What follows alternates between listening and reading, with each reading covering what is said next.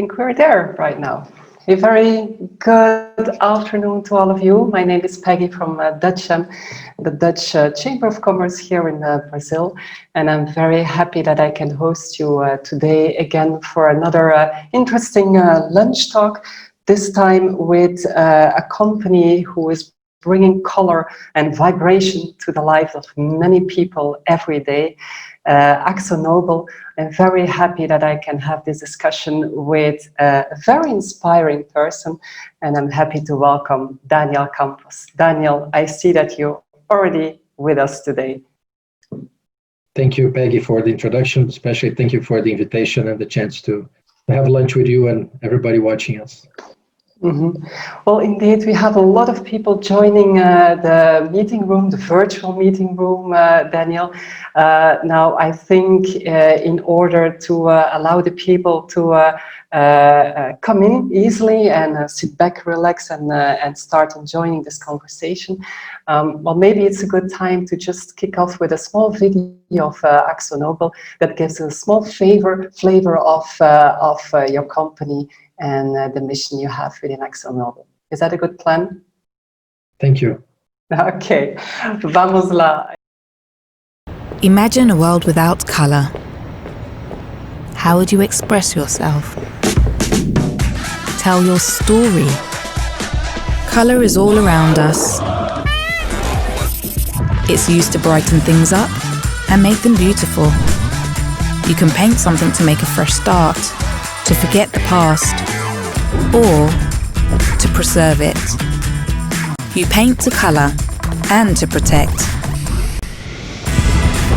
And when you paint, chances are you'll run into us.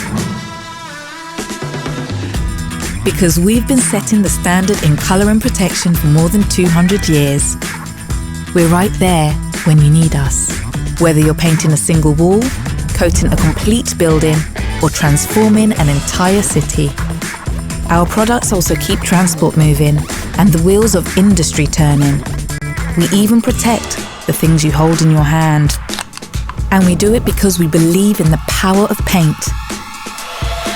It can energize communities and transform people's lives. That's why we use our expertise to inspire designers and architects and to help them shape the world that we live in. And if you think paint is just paint, think again. Our products can clean the air, reduce fuel consumption, withstand extreme temperatures, even cope with the conditions on Mars. Now we're going even further. We're working with visionaries across the globe to accelerate our innovation, all because we want to make a difference, big and small. How do we describe ourselves? Well, we like to say we've got a passion for paint. It's been part of our story since 1792. How will we be part of your story? Wow, passion for paint. Okay, hey, allow me to once more welcome all the people that bit by bit now joined the virtual meeting room. Once again, thank you to all of you for joining us today for another interesting lunch talk. We have, as I already introduced quickly, we have one of our business leaders of one of our Dutch multinational companies here in Brazil. Very happy to have you, Daniel Campos. Thanks for accepting the invitation. Now, I think that most of the people, they already know that you are the big man behind AkzoNobel in South America. But tell us something more. What else could we would we want to like to know about you? Thank you, Peg, again for the invitation. I'm actually a very small man, not even 170. But you know, who's Daniel Campos is actually a quite deep question, right? Socrates, the philosopher, would say that the life unexamined is a life not worth living. And so I keep asking myself, who's Daniel Campos, to try to see how I can educate my actions to become who I really would like to be. But I think some facts I can give you. I'm a carioca from Rio de Janeiro. I'm the single child of 2 doctors, but I have a house sister on the side of my father. I'm married to Carmen. I met her at school when we were 8. but we actually didn't see each other for 15 years, and we met when we got married when we were almost 30. I'm the proud father of Helena and Camila, who are 15 and 11 years old, the light of my life. I'm an aeronautical engineer that became a marketeer and kept growing from internship until a general management career in P&G more than 25 years ago.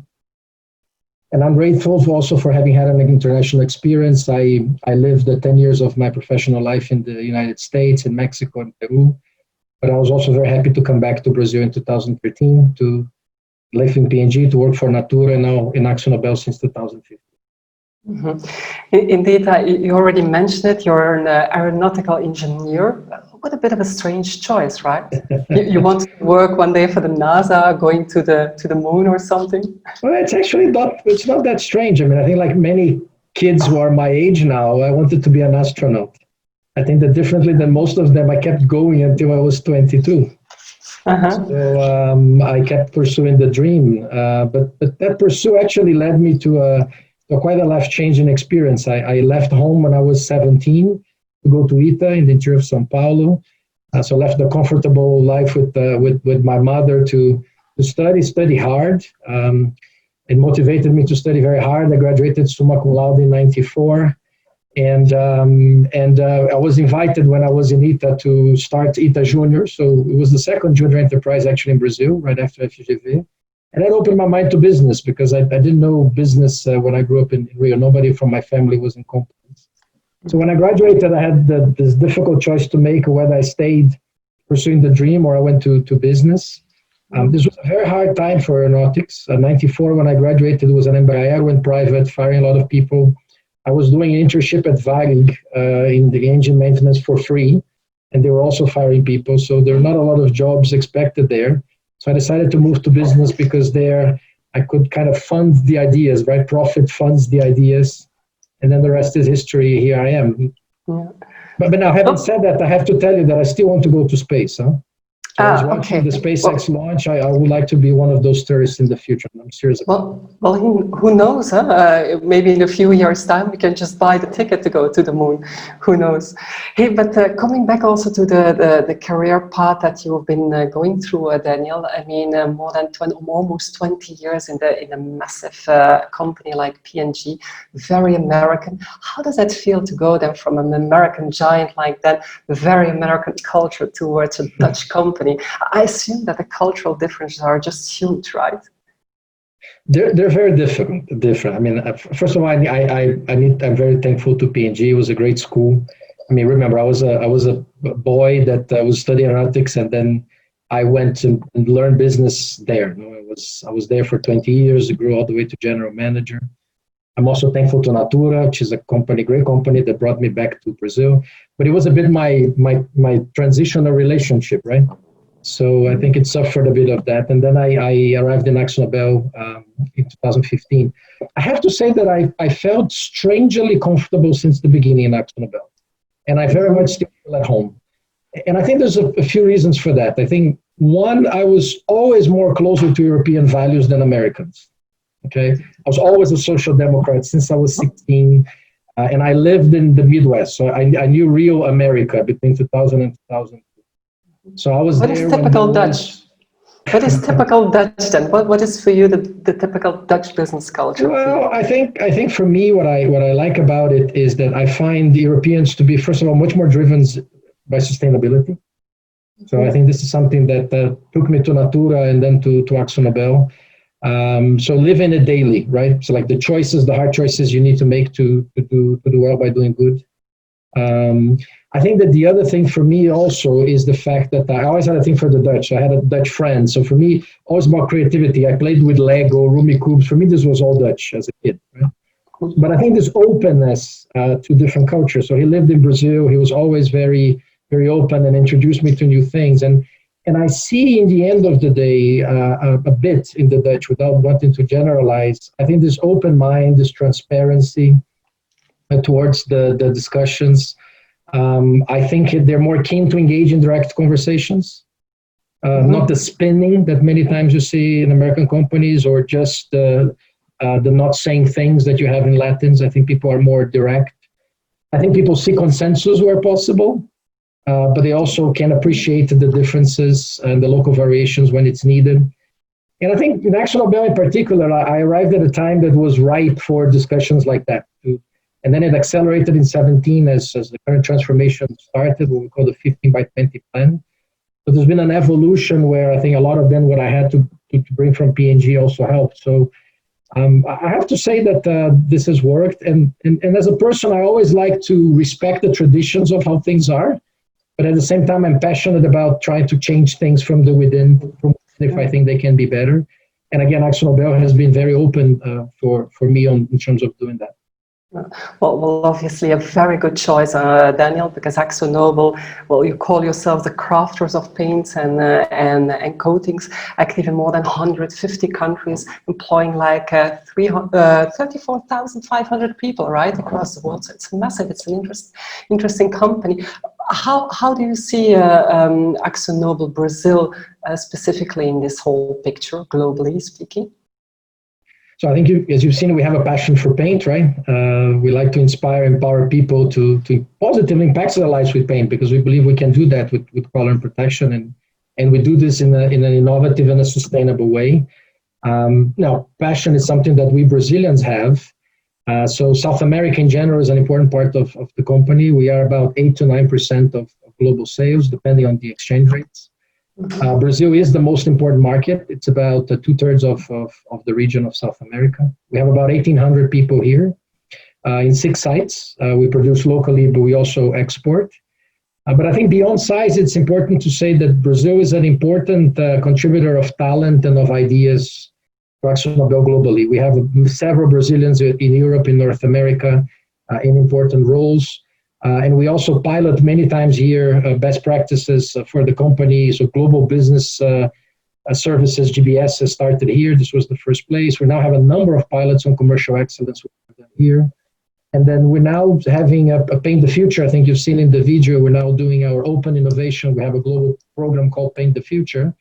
And Brazil is the first country in the world to run a local edition of that. So very proud. Super, super. Well, we see it indeed in your background as well. I didn't mention that yet, but it's fantastic in the decor that you are. I think indeed we can say that Brazilians are very outspoken, very expressive. They must like indeed the use of colors. Do you see a difference, Daniel, in terms of how people use color here, paintings here? Do they paint more? Do they paint differently than, for example, in Europe? That's a very interesting one. I think first on the background you said, I mean, that's one of the things that we pilot for the globe.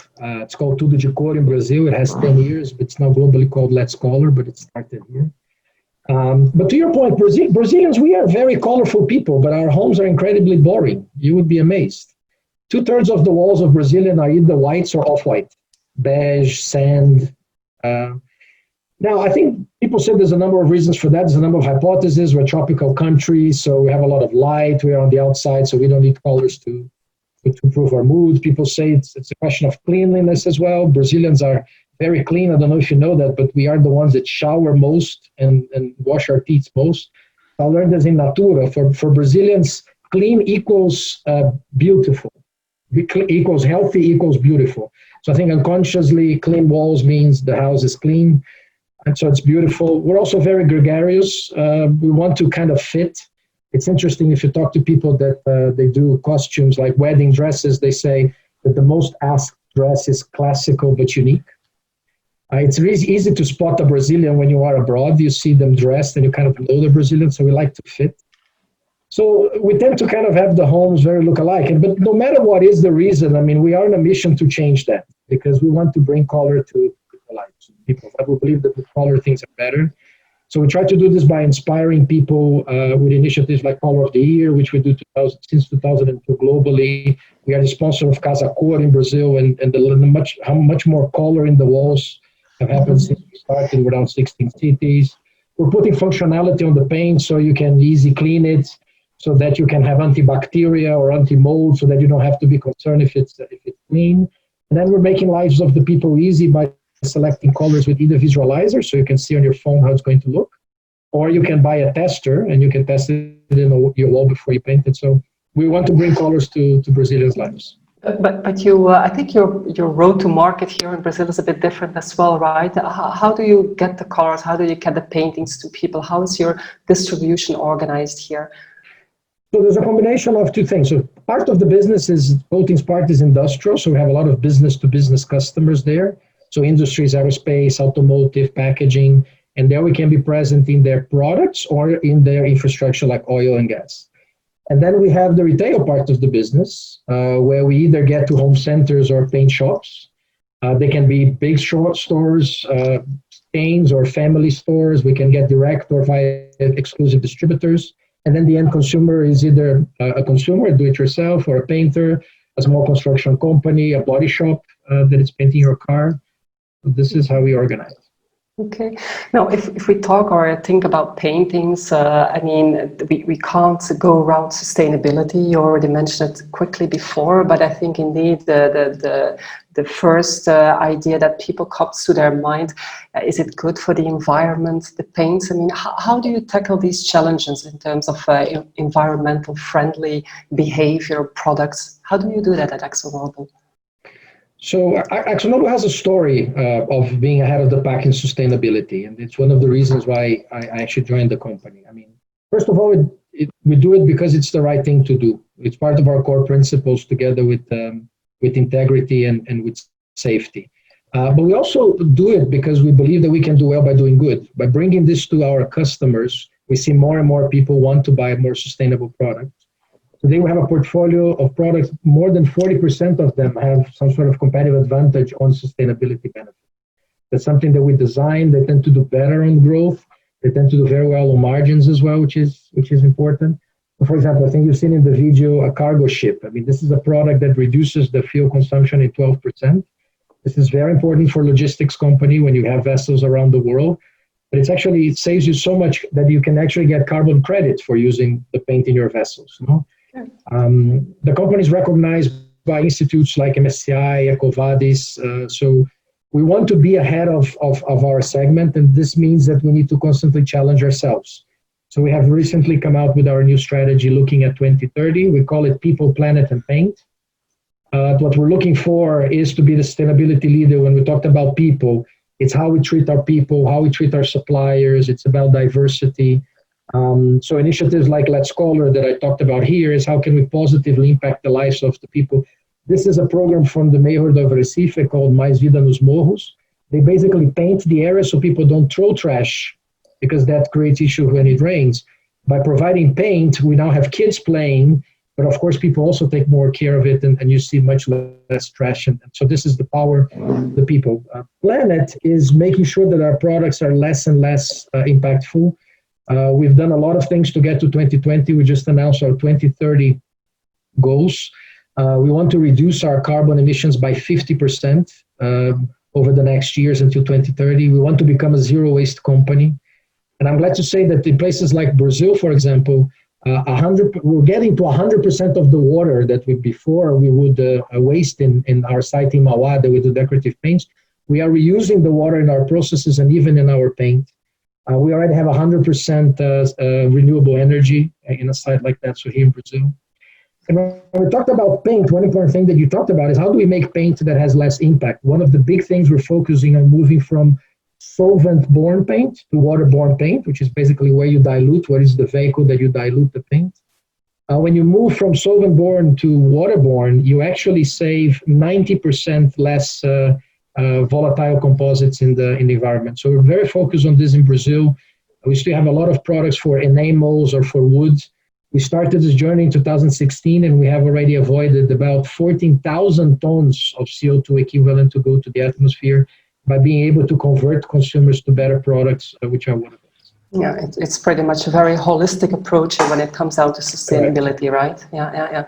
And good to mention indeed also the initiative on the water recycling here in Brazil, because often when we talk then also about Brazil, people might have sometimes the wrong impressions when it comes to sustainability in Brazil, right? Well, we can't go around, Daniel. I mean, we cannot have a conversation anymore these days unless talking about COVID. So I will ask you the question as well. Corona, for sure, has completely changed our lives since a few months now. And I was wondering also, how is AkzoNobel doing business-wise then? How impacted are you with this crisis? I mean, of course, we are affected like everyone else. It's a health crisis that's becoming, of course, an economic crisis. But I have to say that so far we've been successfully being able to operate safely. I think this is, for me, the biggest mantra we have. How can we operate safely? Because we cannot stop. I mean, we serve several segments that cannot stop, whether it is hospitals, whether it is food and beverage packaging, oil and gas and transportation. So we can't stop. So it affected us in China. We have 15 factories in China. One of them in Wuhan, which is a powder factory, powder coating factory. So since January, we've been seeing that, and we started very early the business continuity plan that we had already developed for pandemics with SARS, and we had already this. It started in China, we then used in Asia, in Europe, and now in Americas. I think here in South America, we actually started the crisis team in late February. We started meeting daily, and now we still meet 3 times a week. We immediately sent home people which were in risk groups. By mid-March, we had everybody who was administrative, almost half of the company working from home. We had then focused on our sites. I mean, if the countries didn't declare lockdown, our sites were operating, but they were operating very differently. So social distancing, either in where we eat or where we work, masks for everyone, whether N95 or tissue masks, alcohol, vaccines against flu. We did a number of investments on transportation so people get less public transportation. And then so far we have across the region about 12 cases, confirmed cases. Of course, that's more than we like, but it's less than what we see around. But the most important thing is that we haven't seen contamination. When we see a suspicious case, we send people home. We send the people in contact with home. We clean the site immediately. So the number one focus is to make sure that our operations are safe for people. But on the economic side, it's also true that as a company, we arrived to the crisis stronger. I mean, we've been doing this transformation since 2017. We arrive at the much better situation from a margin standpoint, from a balance sheet standpoint, which also allows us to be able to live with what we believe is going to be difficult months and quarters ahead, while helping, supporting our people, helping our customers and our suppliers as well. Mm-hmm. But because indeed, I mean, I think a lot of companies are currently going to difficult times. I mean, it's not easy to keep your company financially healthy. How do you look at that, Daniel? Because you hear a lot of negative signs outside as well. Companies need to restructure, companies need to cut costs. How do you look at that? I mean, each company has a different context, so I don't want to be universal. I mean, even for us, different sectors are behaving very differently. We have had first a big increase on packaging coatings orders for us, and then decorative paints was going down. Then decorative paints, the people who are staying at home, some of them are painting, but they're not fixing their cars. So we see a lot of variation. In our case, exchange rate affects us because a lot of our raw materials, most of them are dollarized. So I think one of the first difficult things we had to do was to price. Although we didn't price to the full extent of the impact, we had to do some pricing because it was just massive, the effect. But mostly we accelerated cost reduction programs that we had. We cut or we delayed discretionary spending as much as possible to be able to focus on our people as much as possible. You know? But having said that, we also had to, at some level, do work and salary schemes. On our sites that close, or people that cannot then work from home, when the sites close, we do the flexible schemes. We complement salaries in some of the cases, but we had to do that because, again, we don't know how much this will be, but this is important. And understanding this, the flexibility, it gives us flexibility to react, which is very important. But I think that the last thing that we are also doing now is think about the recovery. So what are the opportunities for the future? We got some people that we staffed, some young talents to think about. We put a special project on what are the trends that's going to have in the new normal, and how can we benefit from that and gain competitive advantage, but starting to change our strategy and our resource allocation right now. Well, this is probably indeed what your colleague already told me, the 1 billion question. When will we get back to normal? Nobody knows for the moment. But how do you see that indeed? You already started this transition to get back to work. I mean, your plans, but they have been operational for the time being. They didn't really close down completely. So this move you already made, but bring later on the people to the office. When do you see this happen? How do you see this happen? Well, nobody knows. I mean, I think in the end, there's not only when, but what is the new normal? I mean, there's so many opinions on the new normal. Some people say everything will change. There's only going to be home office. Some people say, forget that, people are tired. So, what does Daniel Campos himself personally think about it? So I'm reading a lot, but frankly, I'm working with scenarios. Okay, so I think we have scenarios on consumer behavior, how we think it will change, how sectors will change. And then we're building the plans for different scenarios and looking at certain milestones to educate the action, right? Right now, we're over communicating between demand and supply, so the plants and the commercial people. Before we had a monthly process, I think like many companies, AkzoNobel or IBP. Now, sometimes we change production plans more than once a week. We're also building flexibility. I mean, one of the things I mentioned in terms of the demand fluctuating, I mean, for the first time, we actually moved people across sites. But before, people that were working on decorative paints, they moved to Santander, where we do industrial plants to help on the food packaging. For the first time, we did that. Now we're getting people from San Bernardo that does automotive to come to the Mauá plants to help on decorative paint. But will this be the new normal then soon? I think it will be the normal for some time until we settle somewhere. So I think this is right now where we are. And I think in the end of the day, what I think it's important is, Brazilians have lived through a number of crises. We're very adaptable. And as Darwin says, it's the adaptable species that survives for the long run. So I think that one of the things for the new normal for me is to make sure that we are adaptable. And then, so we're thinking about those scenarios, but then we are adaptable in the short term to make the bridge. Otherwise, you never get to the future. Yeah, well, indeed, as you mentioned, Brazil has going through a lot of crises already in the past. We were not facing only the health crisis, we are facing an economical crisis, probably the biggest one that the whole world has been seeing over the last years. It's never been like that. But on top of that, I can't go around as well that we have some challenges from a political side here in Brazil. Without going into a political debate, I don't want to go there, but just how do you tackle this with colleagues, for example, in Holland? I receive a lot of questions about what is happening in Brazil. Unfortunately, we see a lot of negative messages go out. If the world looks at Brazil right now, it's very often from a negative point of view, and very seldom some positive signs comes out, unfortunately. How do you have this kind of conversation? Because you must have these questions as well from your colleagues. Well, that's a very difficult one, because it can drain all your energy and your time. So I pay attention, but I try not to put all my attention there. I think with people in the Netherlands, as you say, I think this is one of the advantages of working for a company that has 2,030 years, have thrived through difficult political systems, lived through crises. We have, several decades in Brazil, so we've seen this here as well. So they ask me, but in the end of the day, the discussions go fastly back into the business and the microeconomics that we can control. It's like the 7 habits of highly effective people, right? Circle of control, circle of influence, and circle of concern. We fastly go to the circle of control, while of course looking at the concerns. There's a trust, of course, in the team here. And with my team, I try to make sure that we do the same, because otherwise we keep talking about the news. Now, I have to say that as a Brazilian, what I ask people, I tell people outside is, please don't judge us for what you see in the news. And for certain actors, we are very different than that. And I think I'm very sad as a Brazilian that in a tragedy, now not even a tragedy like that can unite.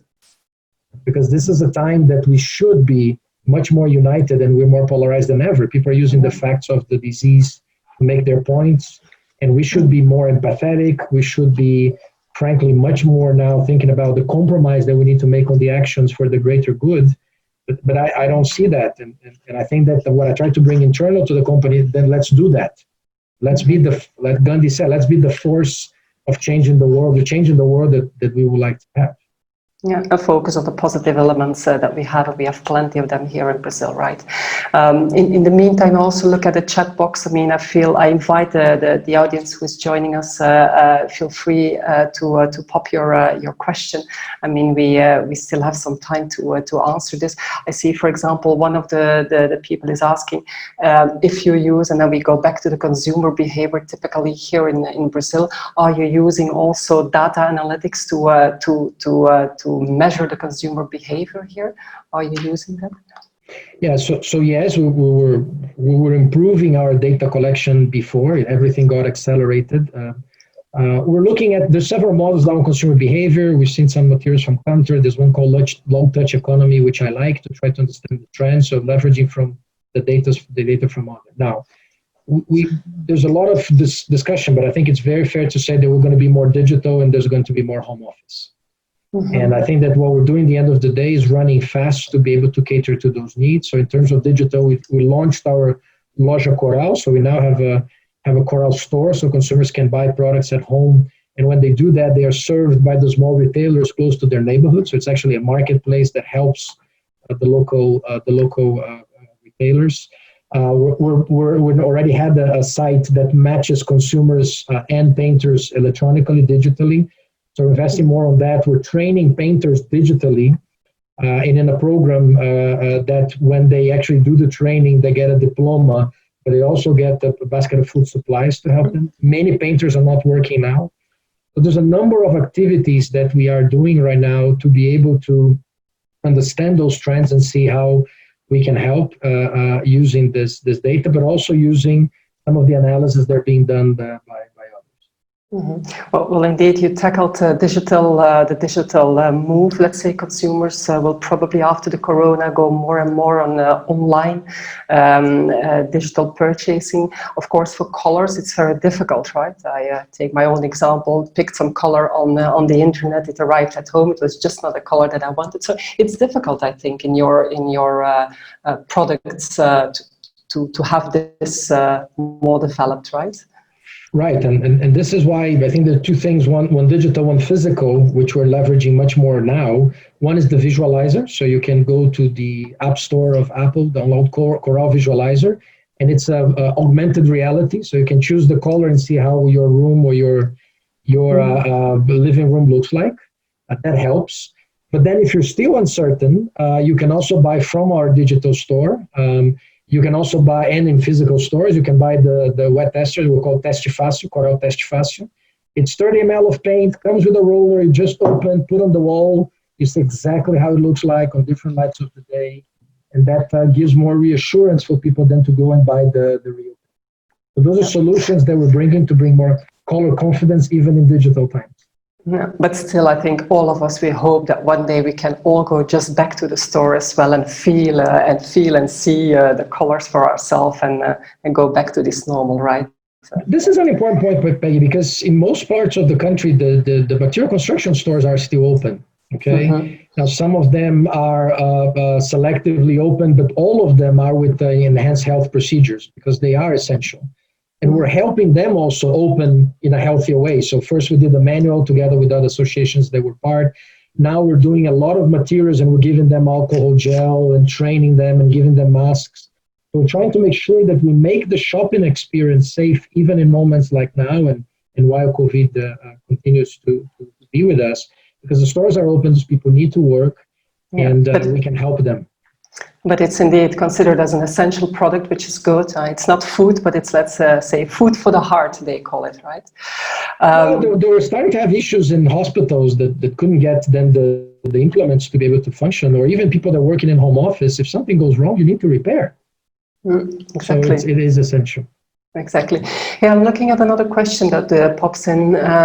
Daniel, AkzoNobel deal with how did you and AkzoNobel deal with the feat of high-speed decisions during the global crisis of COVID? The importance of a company's stability. Do you believe that this experience can be used in the future to a new normal? I think indeed the whole adaptability, the whole speed of taking decisions came into our lives. I think it's a valid question. Will this also be the new normal for the future? I think part of it, yes, part not. I think one good thing is that we have a business continuity plan ready for pandemic, so it was easy to implement. Part of that, we have, daily meetings. I weekly present to the executive committee what's going on, so I hope that part doesn't continue. But that integration was needed to make sure that there were common policies and the learnings were flowing. I think that connection for sure. I think one of the things that will stay with us, I mentioned home office, but the other one I think is the over communication with employees. I think one thing was I had a quarterly rhythm, and I now have a weekly rhythm. Now we moved to bi-weekly rhythm with all the managers to talk about what's happening, how we see things, why are we doing what we're doing. And it's about 1 hour, but half of it is Q&A. So people can ask me or whatever they want. So it's extreme transparency. We, of course, need to have mature people to understand. But I think, so this, I hope it's a new normal in the sense of over-communicating and having this open dialogue and people understanding versus hierarchical organizations where, people are not having this opportunity to understand how things are. And sometimes you have myths which are formed. Mm-hmm. Are you concerned, Daniel, about the mental health of people after this crisis? Do you think this will have an impact afterwards? Very concerned. I think I'm as concerned I am with the people to be healthy when they go to work and at the plants than when they stay home from a mental standpoint. I think one of the things that we first acknowledge to everyone is we know this is difficult. So the first thing is you need to take care of yourselves so you can take care of your people in the company. It's a bit like the analogy of the oxygen mask in the plane. So first put it in yourself. I know as a father, I would also want to do my children first, but you can't. We came with several tools to help them do that. So we have a wellness checkpoint. We're using Mind Matters, which is a deck of things. We're helping people meditate. We're giving them training they can do via Gympass at home. So this is very important. There's an infrastructure standpoint. So whether it is improving the software, taking laptops or even desktops to their homes. Some chairs were needed for people that could work at home, so they could be better. We did that in some cases. So yes, I think this is very important. And again, this communication to make sure we also pass along messages that they can pass along to their teams. Doing check-ins is very important because one thing people are saying, meetings are more productive. We get to the meeting and I disagree. I think in the meetings now, you need to stop and say, how are you doing? I think one of the risks is that we stop asking people how they're doing, assuming home office is okay. And it might be for people like, me and you that might have a place to be, but many people are actually battling for the dinner table with their wives and kids. Exactly. Now, just to end with a positive message, maybe, what would you, because I also look at the time and I want to respect also your time, Daniel, what kind of message would you give to the audience? I mean, as you said at the end, it is a complicated time. We're not there yet. I think it will last for a couple of weeks and maybe months even. But what is the positive message that you would like to share with the audience today? I think very early I received a memo that said that every crisis has three things, all of them. A date to end, new learnings, and opportunities. So I think this one we cannot see today, but it has a date to end, it will end. And I think it's important that we do it in a way that we save as many lives as possible. I mean, that's the most important thing. I think on learning new things, Churchill has a sentence that is, I always like to learn, but I not always like to be taught. I think this crisis will give us very difficult lessons, but I think that the lessons for the future, at least for me, is really focusing on what's more valuable in life and in business. So sticking to what's more valuable. And, I hope a lot of things that we did before, they don't come back and we focus on what's really important. And I think last, in terms of opportunities, I think the time is right now. I think it's right now to look for opportunities to come back stronger, to try to create opportunities for new jobs, to connect better with customers, to get competitive advantage. And I think it's, for all of us, we shouldn't be waiting and should be trying to dedicate as much time as possible to this. Yes, the day-to-day issues are important. Yes, we need to understand the news, but carve out some time to build to think about a new future, because otherwise it will never materialize. If we don't think about what's the new normal, we can't shape the new normal. And I hope the new normal is going to be better than what we had before. And it's more fun. So. Well, anyway, I think maybe thanks to this crisis, I don't know, but forced, by the way, by this crisis. I mean, we organized this nice conversation already with you. I think this is already something that we have on top we didn't do before. So this is already one of the good opportunities that we have. And I think above all, I think all of us together with all the Dutch companies here in Brazil, let's do all together, be strong and stay together and do good with all the companies together, and then we will get a long way. It's a great initiative. Thank you very much, Daniel, for your time. I mean, it was a pleasure talking with you. I'm sure that the audience liked this conversation as well. Anyway, let us know, for the people who joined us today, let us know what you thought about this webinar. And please stay safe, but also stay connected. It's very important. Stay connected through our social media, through our website, and please follow us at Dutcham. And hope to see you very soon in another webinar. Thank you very much, Daniel, and wish you a very relaxing weekend ahead, and hope to see you soon. Thank you, and thanks everyone for watching. Okay, thank you. Thanks for watching, guys. See you. Bye-bye.